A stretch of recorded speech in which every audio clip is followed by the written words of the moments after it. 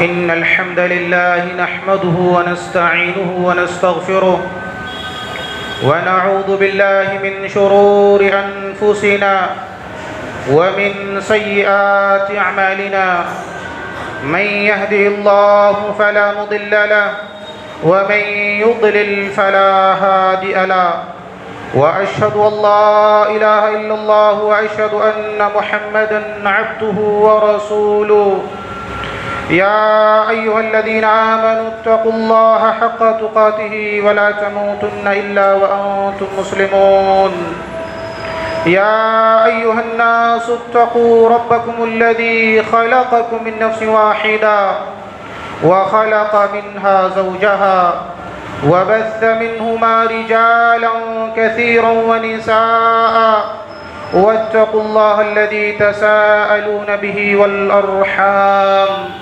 إن الله كان عليكم رقيبا يا أيها الذين آمنوا اتقوا الله وقولوا قولا سديدا يصلح لكم أعمالكم ويغفر لكم ذنوبكم ومن يطع الله ورسوله فقد فاز فوزا عظيما أما بعد فإن خير الحديث كتاب الله وخير الهدي هدي محمد صلى الله عليه وسلم وشر الأمور محدثاتها وكل محدثة بدعة وكل بدعة ضلالة وكل ضلالة في النار فأعوذ بالله السميع العليم من الشيطان الرجيم بسم الله الرحمن الرحيم إن الذين آمنوا وعملوا الصالحات لهم جنات تجري من تحتها الأنهار ذلك الفوز الكبير. معزز حاضرین، ہر قسم کی حمد و ثنا، بڑائی و کبریائی اللہ وحدہ لا شریک کے لیے لائق و زیبا ہے. بعدہ بے شمار درود و سلام نازل ہو تمام انبیاء کرام پر، خصوصاً ہمارے آخری نبی جناب محمد الرسول اللہ صلی اللہ علیہ وآلہ وسلم پر. محترم بزرگوں اور دوستوں، نوجوان ساتھیوں، پیارے بچوں، پردہ نشیں پیاری مائیں اور بہنیں، صحیح مسلم کی روایت میں ہے، حضرت ابو ہریرہ رضی اللہ تعالی عنہ فرماتے ہیں کہ رسول اللہ صلی اللہ علیہ وسلم نے ارشاد فرمایا، لما خلق اللہ الجنت والنار، کہ اللہ تبارک و تعالی نے جب جنت اور جہنم کو پیدا فرمایا، لما خلق اللہ الجنت والنار، تو جبریل امین کو ندا فرمائی کہ جبریل، میں نے دو گھر بنائے ہیں، انہیں دیکھو اور اپنا تأثر پیش کرو، اپنی رپورٹ پیش کرو. پہلے جنت کو دیکھو اور اپنا تأثر دو، اور پھر جہنم کو دیکھو اور اپنی رپورٹ پیش کرو. جبریل علیہ السلام نے جنت دیکھی اور دیکھ کر کے جنت کے تمام مناظر کا مشاہدہ کر کے کہا، وَعِزَّتِكَ لَا يَسْمَعُ بِهَا أَحَدٌ إِلَّا دَخَلَهَا، کہ اے اللہ، تیری عزت کی قسم، تیرے جلال کی قسم، جو شخص بھی جنت کو دیکھے گا، اس کو جانے گا، وہ ضرور اس میں داخل ہوگا. جو جنت کو سنے گا، جو جنت کو جان گیا، جو پہچان گیا، وہ ضرور اس میں داخل ہوگا، اور اس میں رہنے کے علاوہ کہیں سوچ بھی نہیں سکتا ہے. اللہ نے فرمایا اچھا. کہا جبریل، ذرا جنت کے باہر دیکھو، جنت تک پہنچنے والے جو تمام راستے ہیں، ان راستوں کو دیکھو، پھر اپنی رپورٹ پیش کرو. جبریل علیہ السلام نے جنت کے باہر دیکھا، جنت تک پہنچنے والے تمام راستوں کو دیکھا. رسول اللہ صلی اللہ علیہ وسلم نے ارشاد فرمایا، حفت الجنت بالمکارہ وحفت النار بالشہوات. جنت کو سختیوں، آزمائشوں، پریشانیوں اور ان گنت کٹھنائیوں سے گھیر دیا گیا ہے، ڈھانپ دیا گیا ہے. جبریل علیہ السلام نے کہا وعزتک خشیت الا يدخلها احد. اے اللہ تیری عزت کی قسم مجھے یہ ڈر ہے کہ کوئی بھی شخص جنت تک پہنچ نہیں سکتا ہے. یہ کون تاثر دے رہا ہے، کون رپورٹ پیش کر رہا ہے؟ جبریل علیہ السلام کر رہے ہیں. مجھے یہ ڈر ہے خشیت الا يدخلها احد. انظر کا پورا ماحول دیکھا، جنت کے اندر کا حصہ دیکھا تو کہنے لگے کوئی بھی ایسا نہیں ہے جو جنت میں نہ آنا چاہتا ہو. مگر جنت کے باہر جب دیکھا تو رپورٹ بدل دیا، تاثر بدل دیا. اس کا مطلب یہ ہے کہ آدمی صرف ایک چیز کو دیکھ کر کے کوئی تاثر پیش نہ کرے، رپورٹ پیش نہ کرے، فیصلہ نہ کرے. سکے کے دو رخ ہوتے ہیں. ایک رخ کو دیکھ کر کے کوئی تاثر، کوئی فیصلہ نہیں کرنا چاہیے. جبریل امین سکے کے دوسرے رخ کو دیکھ کر کے فیصلہ، تاثر اور رپورٹ اپنی بدل دیا. یہ جنت ہے جو کٹھنائیوں، سختیوں اور آزمائشوں سے عبارت ہے. اور یہ حدیث بتاتی ہے کہ جنت بن کر کے تیار ہے. اور یہ جملہ کہ اللہ نے جبریل امین سے اس کا مشاہدہ کروایا، یہ ایک مرد مومن کے دل کے اندر شوق پیدا کر دینے کے لیے کافی ہے. جنت کے طلب کے، اس کے حصول کا، اس کے طلب کا. اور باقاعدہ رسول اللہ صلی اللہ علیہ وسلم سے بھی اس کا مشاہدہ کروایا گیا ہے. رسول اللہ صلی اللہ علیہ وسلم نے ارشاد فرمایا دخلت الجنت فرأیت فیہا الرمیسا.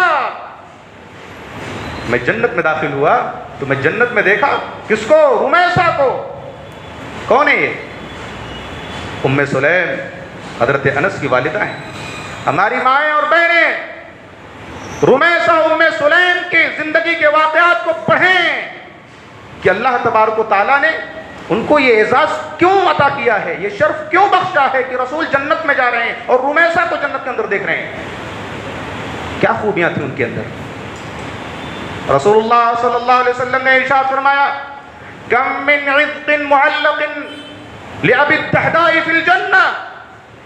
جنت کے اندر بڑے بڑے پھلوں کے خوشے پر میں نے اپنے صحابی رسول حضرت ابو الدہداء کا نام لکھا ہوا دیکھا ہے.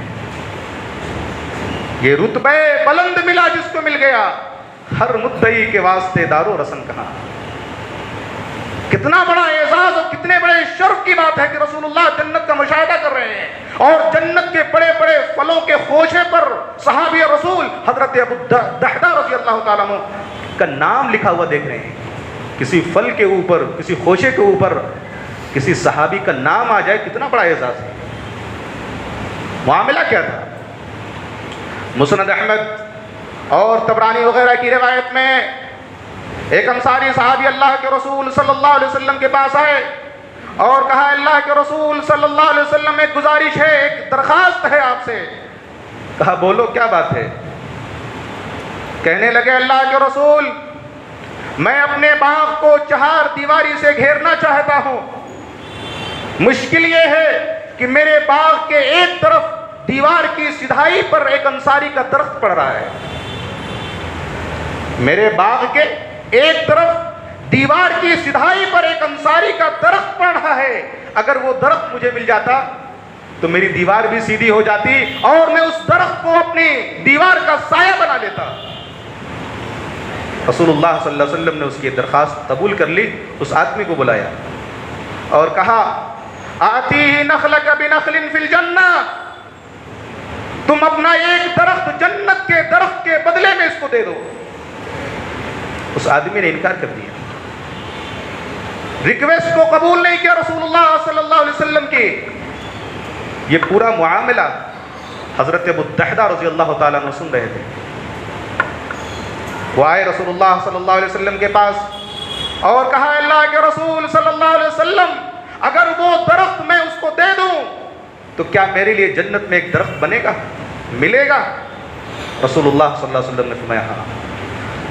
ابو الدحداء رضی اللہ تعالیٰ عنہ اس انصاری صحابی کے پاس گئے اور کہا کہ اے آدمی تم اپنا ایک درخت مجھ سے بیچ دو اور اس کے بدلے میں میرا پورا باغ لے لو، جس میں 600 کھجوروں کے درخت ہیں، جس میں پانی کا کنواں بھی ہے، جو باغ چہار دیواری سے گھرا ہوا ہے۔ ظاہر ہے بہت ہی قیمتی اور بہت ہی مہنگا سودا ہے، ایک درخت کے بدلے 600 درختوں کا سودا، جو جس کے اندر کنویں کا پانی کا کنواں بھی ہے اور چہار دیواری سے وہ باغ گھرا ہوا ہے۔ کتنا مہنگا، کتنا قیمتی سودا ہے۔ اس آدمی نے قبول کر لیا، اپنے ایک درخت کو 600 درختوں کے بدلے بیچ دیا۔ رسول اللہ صلی اللہ علیہ وسلم کے پاس آئے، کہا اللہ کے رسول میں نے وہ درخت اپنے ایک پورے مکمل باغ کے عوض میں خرید لیا ہے، آپ اسے ایک درخت اس صحابی کو دے دیجیے۔ اور اس کے بعد اپنے باغ کی طرف آئے، باغ کے اندر داخل نہیں ہوئے، باہر ہی سے آواز دی، اے ام الدحداء میں نے اس باغ کو اللہ کے لیے بیچ دیا ہے، اب یہ باغ ہمارا نہیں رہا، لہذا تم بچوں کو لے کر کے باغ سے نکل آؤ، میں نے اس باغ کو جنت کے ایک درخت کے بدلے میں بیچ دیا ہے۔ اس عورت نے ایک حرف بھی اپنی زبان پہ شکوے کا نہیں لائے۔ آج ہماری عورتیں ہوتی تو کیا کہتی ہیں، ارے پاگل ہو گیا ہے، دیوانہ ہو گیا ہے، ایک درخت کے بدلے پورا باغ بیچ دیا ہے۔ لیکن اس مومنہ عورت نے کیا کہا، لقد ربح ابو الدحداء، اے ابو الدحداء تمہاری بیع، تمہاری تجارت خرید و فروخت کامیاب ہو گئی، نفع بخش ہو گئی ہے، یہ گھاٹے کا سودا نہیں ہے۔ ارے وہ عقل کے دیوانوں، یہ دنیا کے 600 درخت اور دنیا کی ساری پراپرٹیاں، سارے بینک بیلنس ایک دن فنا ہو جائیں گے، ختم ہو جائیں گے، مگر وہ ایک درخت جو جنت کا خریدا ہے وہ کبھی فنا ہونے والا، کبھی ختم ہونے والا نہیں ہے، وہ جنت میں اس کا انتظار کرے گا۔ اور جس درخت کے بارے میں رسول اللہ نے فرمایا کہ ایک تیز رفتار گھڑ سوار 100 سال تک سفر کرتا رہے مگر ایک درخت کے سائے کو پار نہیں کر سکتا ہے، کتنا لمبا چوڑا، کتنا آدمی سوچ نہیں سکتا ہے۔ وہ ایک درخت، اس کے حاصل کرنے کے لیے حضرت ابو الدحداء رضی اللہ تعالیٰ عنہ نے پورا باغ بیچ دیا۔ کم من عشق معلق لأبی الدحداء فی الجنہ، کتنے بڑے بڑے خوشے جنت میں حضرت ابو الدحداء کا نام اس پر لکھا ہوا ہے۔ الا ان سلعۃ اللہ غالیہ، لوگوں اللہ کا سودا بہت مہنگا ہے، جنت بہت خوبصورت ہے، بہت حسین ہے، مگر راستے بڑے پرخطر ہیں، آزمائشوں سے، سختیوں سے، پریشانیوں سے، مصیبتوں سے، بیماریوں سے عبارت ہے۔ خباب بن ارت رضی اللہ تعالیٰ عنہ رسول اللہ صلی اللہ علیہ وسلم کے ساتھ خانہ کعبہ کے پاس بیٹھے ہوئے اپنی پریشانیوں کا تذکرہ کر رہے ہیں۔ یہ کون ہے؟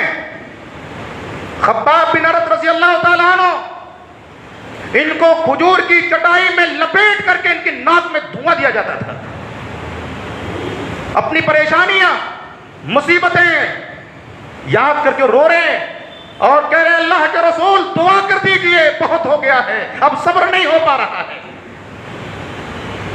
اللہ کے رسول نے جب یہ سنا تو کہا ابھی پہلے لوگوں کی مثالیں تمہارے اندر نہیں آئیں، وہ صبر، وہ استقلال، وہ عزیمت۔ یوزع المنشار علی مفرق راس احدہم، پچھلے لوگوں کو میں سے ایک آدمی کو بلایا جاتا ایمان کی وجہ سے، توحید کی وجہ سے، اور بلا کر کے اس کے سر پر آری رکھی جاتی تھی اور اس کے جسم کے 2 ٹکڑے کر دیے جاتے تھے، مگر اس کے باوجود بھی انہیں ایمان سے کوئی چیز متزلزل نہیں کر سکتی تھی۔ لوہے کی کنگھیوں سے ان کے بدن کے گوشت کو نچوڑ دیا جاتا تھا، نکال لیا جاتا تھا، ایمان کی وجہ سے، توحید کی وجہ سے۔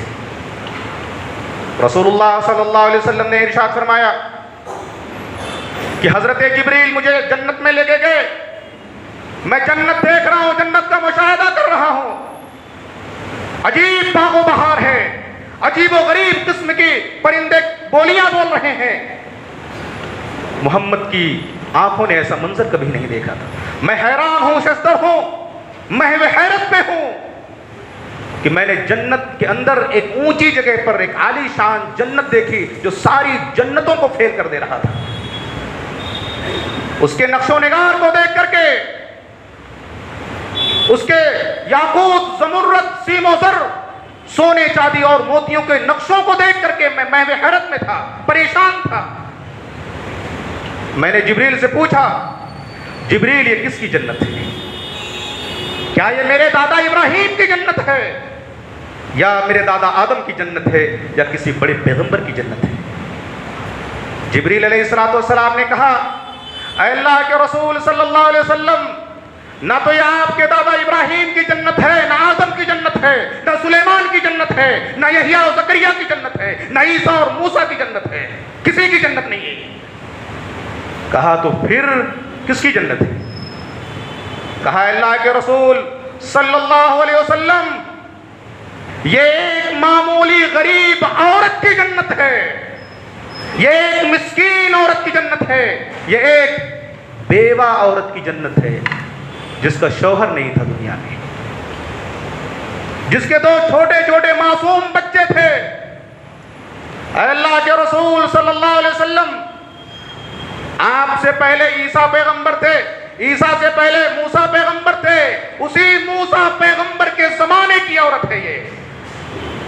اے اللہ کے رسول صلی اللہ علیہ وسلم، جس طرح آپ کا کلمہ لا الہ الا اللہ محمد الرسول اللہ ہے، ایسے ہی موسیٰ کا کلمہ تھا لا الہ الا اللہ موسیٰ کلیم اللہ.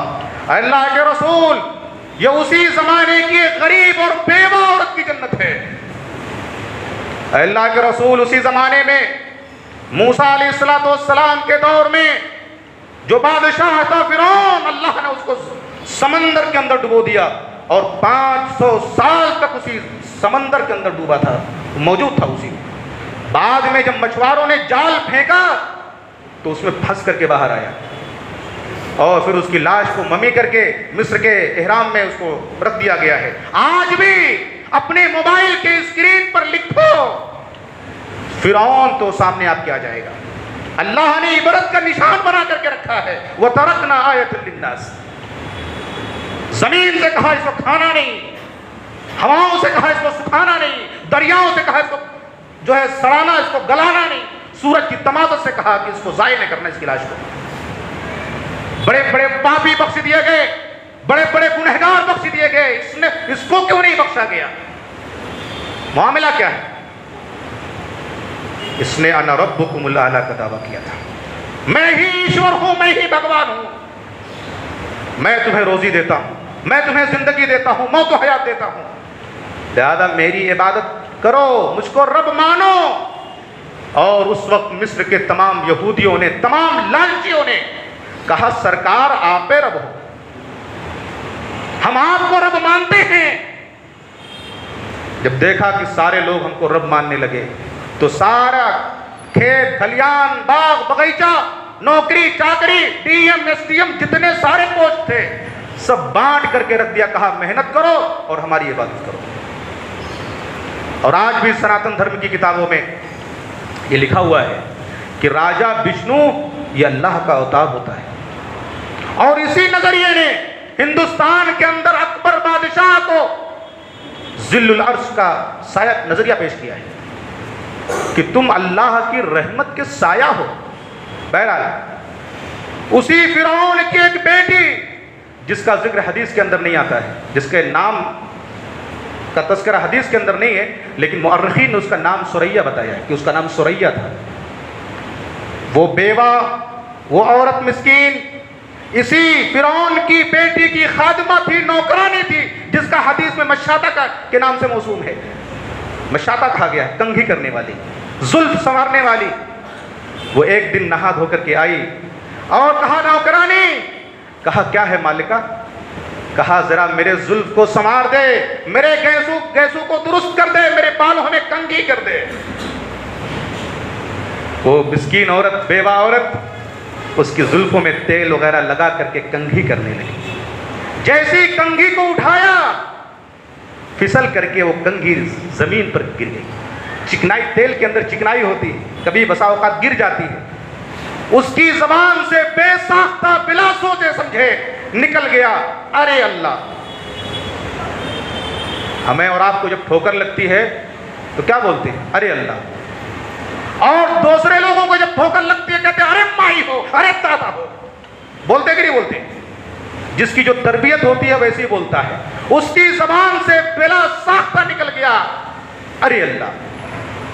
फिरौन की बेटी सुरैया आग बबूला हो गई, कहा जालिम खाती है मेरा और गाती है मूसा के रब का।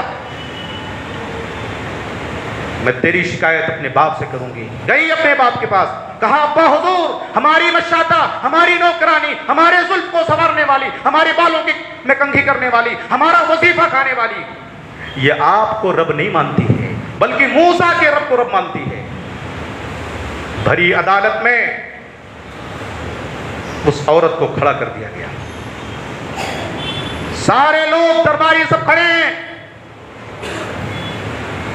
फिरौन ने उससे कहा कि तुम किसको रब मानती हो? तुम मूसा के रब को रब मानती हो जो तमाम जमीन और आसमान का पैदा करने वाला है, या मुझको रब मानती हो? इम्तिहान बहुत सख्त है।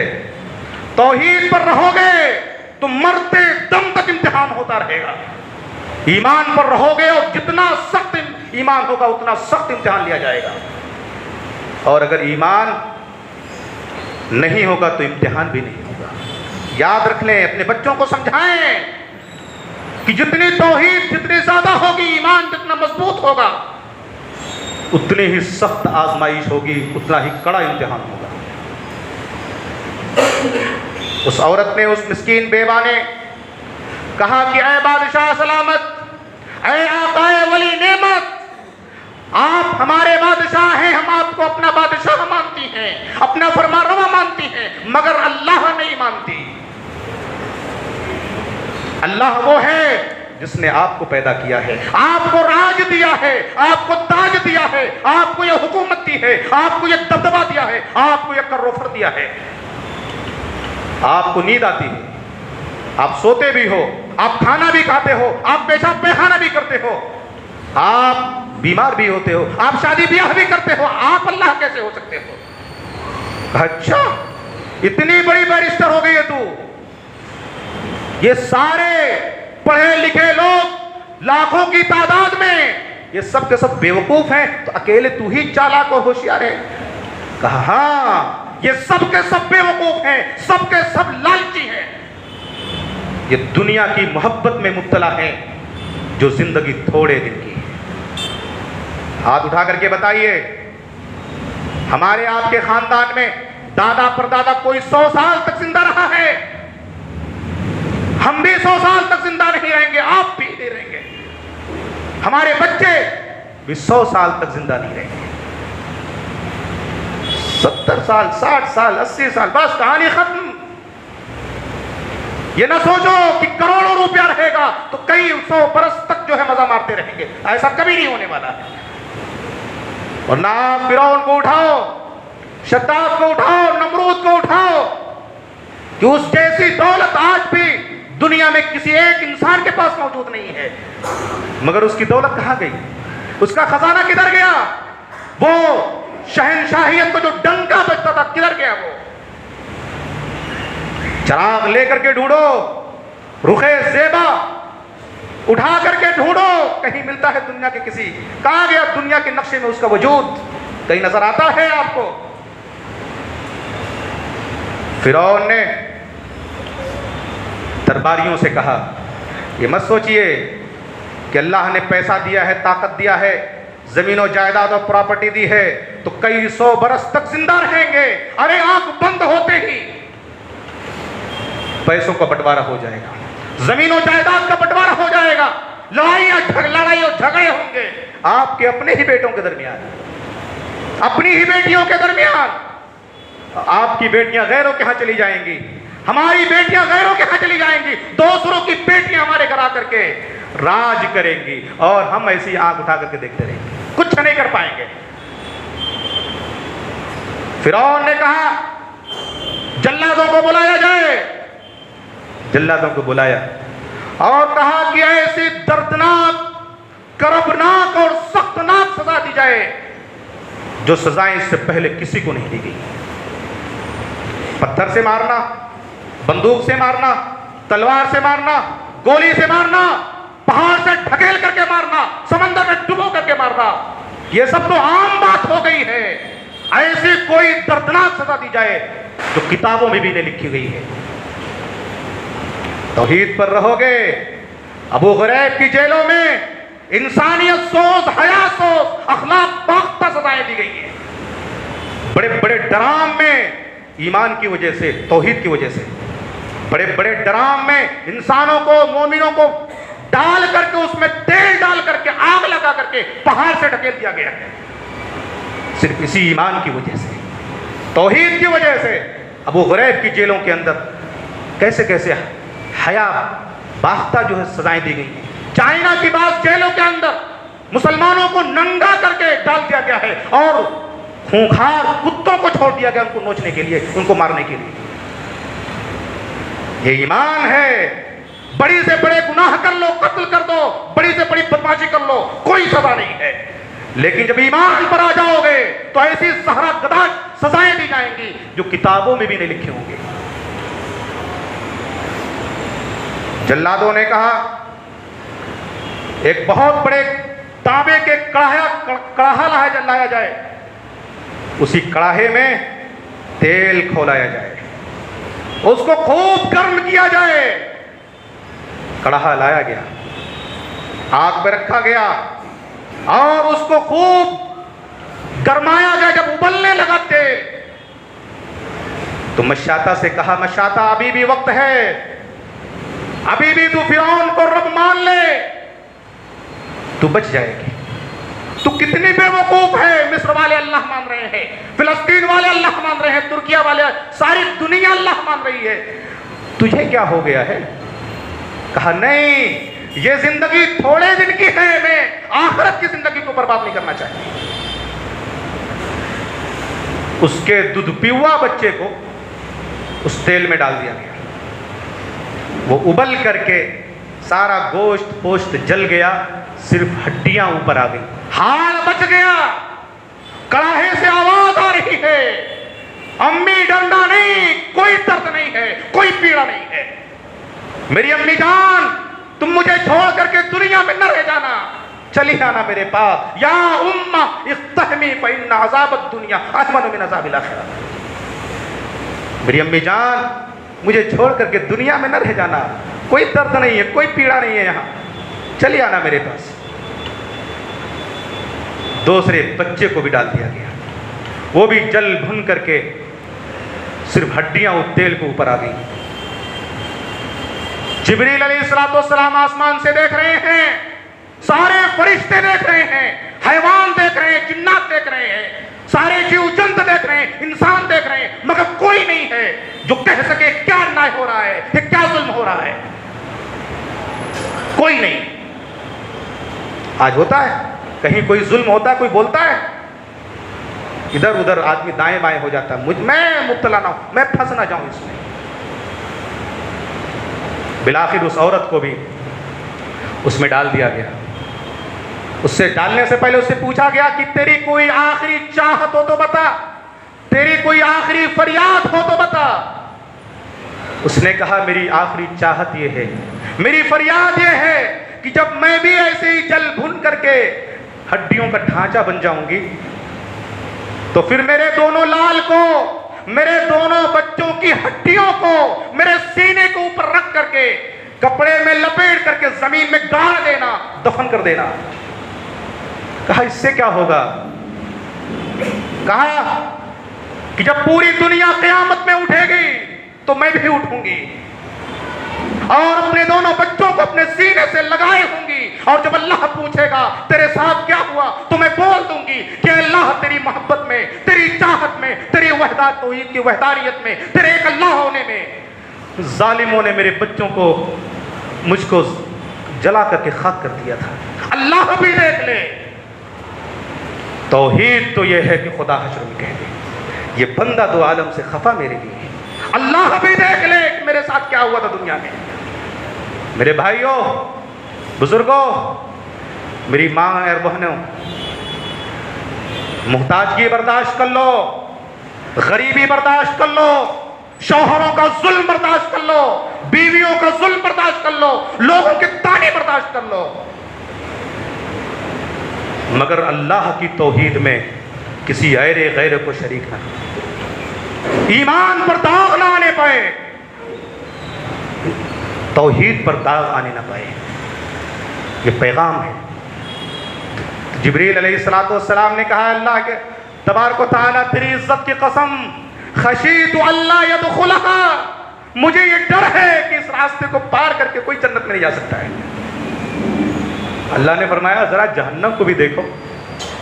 جبریل علیہ السلام نے جہنم کو بھی دیکھا، کہا اے اللہ تیری عزت کی قسم، تیرے جلال کی قسم، کوئی بھی شخص اس میں اپنا ٹھکانہ بنانا نہیں چاہے گا، اس جہنم میں، اس عذاب علیم میں، اس عذاب مہین میں، اس جہنم کے شعلوں میں جس کی ایک چنگاری محل کے برابر ہے، اس میں کون رہنا چاہے گا؟ اللہ تبارک و تعالیٰ نے کہا کہ جبریل ذرا جہنم کے باہر دیکھو، جہنم تک پہنچنے والے تمام راستوں کو دیکھو۔ جبریل علیہ السلام نے جہنم کے باہر تمام رستوں کو دیکھا، کہنے لگے اللہ مجھے یہ ڈر ہے کہ سارے کے سارے لوگ جہنم ہی میں آئیں گے۔ یہ جبریل علیہ السلام کی رپورٹ ہے، یہ ان کا تاثر ہے۔ جھوٹ کے ذریعہ سے، سود کے ذریعہ سے، چغلی کے ذریعہ سے، فراڈ کے ذریعہ سے، اور دنیا میں جتنے ناجائز اور حرام کام ہیں انہی کے ذریعے سے جہنم میں پہنچنے والے تمام راستے، بڑا ہی پرکشش، بڑی لذتوں والا اور بڑا ہی زیب و زینت والا راستہ ہے۔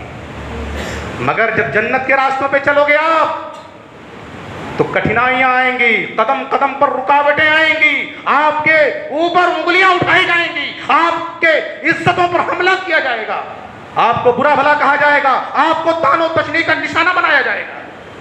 جنت کا راستہ ہے۔ رسول اللہ صلی اللہ علیہ وسلم نے ارشاد فرمایا اشد الناس بلاء الانبیاء ثم الامثل فالامثل، سب سے سخت ترین تکلیفیں اگر کسی کو دی گئی ہیں تو انبیاء علیہ السلام کو دی گئی ہیں، اور پھر اس کے بعد جو ان کے قریب صحابہ، علماء، اتقیاء، پرہیزگار، صالحین لوگ، یہ سب جنت کا راستہ ہے۔ نبی کو گالیاں دی گئی، نبی کے پر پتھر برسائے گئے، طعن و تشنیع کا نشانہ بنایا گیا۔ اگر آپ کو کوئی ایسا کر رہا ہے تو اپنے دل کو حوصلہ دیجئے کہ ہم اس نیک رستے پر، انبیاء اور صالحین کے رستے پہ چل رہے ہیں۔ اللہ تب وقت زیادہ ہو رہا ہے، دعا ہے کہ بار الہ تو ہم سب سے راضی ہو جا، ہم تمام لوگوں کو اپنی محبتوں کا مستحق قرار دے دے۔ اے اللہ ہم تیری توحید کا اعلان کرتے ہیں، تیری توحید کا اقرار کرتے ہیں، اسی توحید کی برکت سے اے اللہ تو ہم تمام لوگوں کے گناہوں کو معاف فرما دے۔ اے اللہ ہم گناہوں سے ڈوبے ہوئے ہیں، گناہوں کے اندر قدم قدم پر گناہ کر رہے ہیں، ہمارے اندر غفلت ہے، سستی ہے، حلال اور حرام کی تمیز نہیں ہے۔ اے اللہ ہماری تمام کوتاہیوں کو، تمام کمیوں کو معاف فرما دے۔ اے اللہ ہم بڑے کمزور ہیں، بڑے ناتواں ہیں، یہ قبر کا معاملہ، حشر کا معاملہ، برزخ کا معاملہ، قیامت کا معاملہ، پل صراط کا معاملہ، میزان کا معاملہ بڑے ہی دقیق اور گمبھیر ہیں۔ اے اللہ ان تمام مراحل میں ہم سب کو نجات دے دے، تمام مراحل کو ہم تمام لوگوں کے لیے آسانیاں پیدا کر دے۔ اے اللہ ہم تیرے رسول سے محبت کرتے ہیں، تیرے رسول کی سنت سے محبت کرتے ہیں، اسی محبت کے نتیجے میں تو ہم تمام لوگوں کو عام معافی کا اعلان کر دے، ہم تمام لوگوں کو معاف فرما دے۔ اے کائنات کے مالک، اے کائنات کے شہنشاہ، اے زمین و آسمان کے مالک، اے رحم کرنے والے مولا تو ہم تمام لوگوں کے اوپر رحم فرما، ہماری تمام پریشانیوں کو دور کر دے، ہماری تمام مصیبتوں کو، بیماریوں کو دور کر دے۔ اے اللہ ہم میں جو لوگ بیمار ہیں ان کو شفائے کاملہ و عاجلہ عطا فرما۔ اے اللہ جو پریشان حال ہیں ان کے پریشانیوں کو دور فرما۔ اے اللہ جو بے اولاد ہیں انہیں صاحب اولاد بنا۔ اے اللہ جو مقروض حال ہیں ان کے قرض کو نکالنے کا کوئی راستہ پیدا فرما۔ اے اللہ جنہوں نے بھی اس مسجد کو بنایا ہے ان میں جو لوگ تیری رحمت کو گزر چکے، تیری رحمت کو جا چکے، اے اللہ ان کی خطاؤں کو، ان کی لغزشوں کو معاف فرما، ان کے درجات کو بلند فرما، اور اے اللہ ان میں جو لوگ زندہ ہیں اور اخلاص و للہیت کے ساتھ کام کر رہے ہیں، اے اللہ تو انہیں صحت و عافیت سے نواز، اے اللہ تو ان کے عمر کو لمبی فرما، اے اللہ ان کی دنیاوی اور اخروی تمام پریشانیوں کو دور فرما، اے اللہ یہ تیرے گھر کا تعمیری اور توسیعی کام چل رہا ہے، جنہوں نے بھی دامے درمے سکنے جو کچھ دیا ہے، اے اللہ تمام لوگوں کے صدقات کو، تمام لوگوں کے عطیات کو قبول فرما کر کے جنت الفردوس میں اعلیٰ مقام عطا فرما،